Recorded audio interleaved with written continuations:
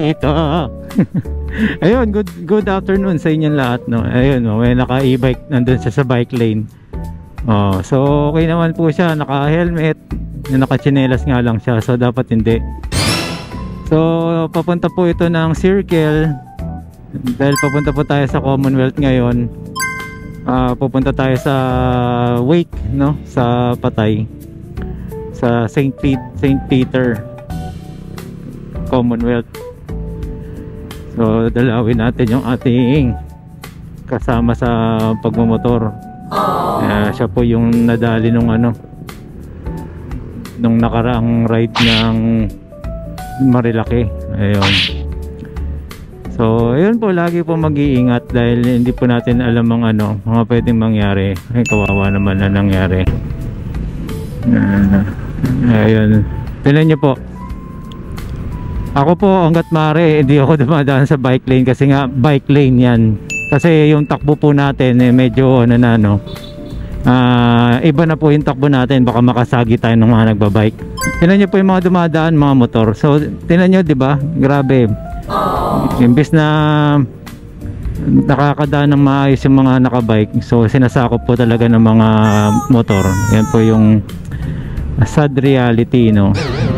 Talagang kamote. Ayan, kita nyo po yung mga nakabike ko, di ba? So yan. Oh, laki ng lalim, tataasan dahil tayo, gusto niya pa akong singitan ng ganon. Tamang chill lang tayo ngayon. Grabe, kulit eh. Wala po kasi nanguhuli ata dito kaya ganyan. Pero syempre kahit na wala po nanguhuli, dapat po disiplinado po tayo na hindi tayo hindi tayo para mag-violate sa batas. Tamang kulit si kuya magbusina ng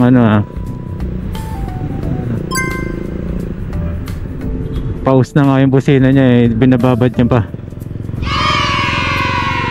Ayan, mga ang tips naman dito mabilisan, alerto ka kasi may mga kumakanan na sasakyan, pero yung iba dahil nga pa-circle to, ito po yung circle pakaliwa po yung daan, hindi po diretso, no.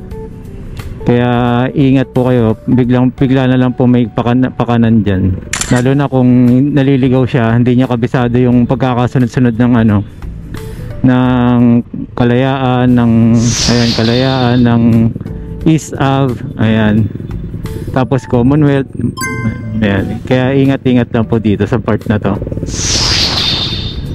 So ayan, yan na po yung Quezon City Hall. Ayan po, ayan. Dito madalas ang traffic kasi nga po nagiging bottleneck po ito. So yun lang po, shinare ko lang po, pinakita lang po natin na yung bike or e-bike pwede naman po dumaan doon sa bike lane, basta naka proper gear. Syempre para iwas lang din naman po sa abala, and then sunod lang po tayo lagi sa tamang linya para hindi tayo makaabala. Yun lang naman po sikreto sa pagmamaneho, huwag po tayo makaabala, lalo na yung mga nag-ATM, yung mga nagwi-withdraw, babalandra lang yung sasakyan, papark lang ng ganyan, tapos magwi-withdraw.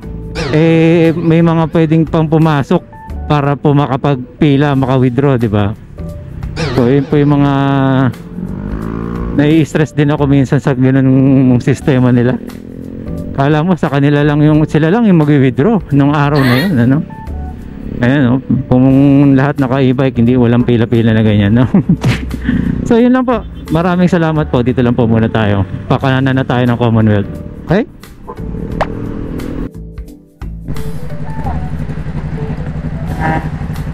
Ayan, mga kasama natin. Ako lang natatanging e-bike. Boss, vlogger po kayo, boss? Vlogger po kayo, pa-shoutout po ako, ha?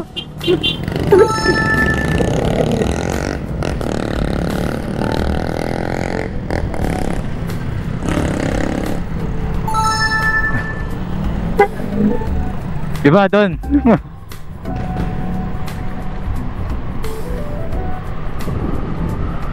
Ito kami kay James. Kay Cutie Vlogs.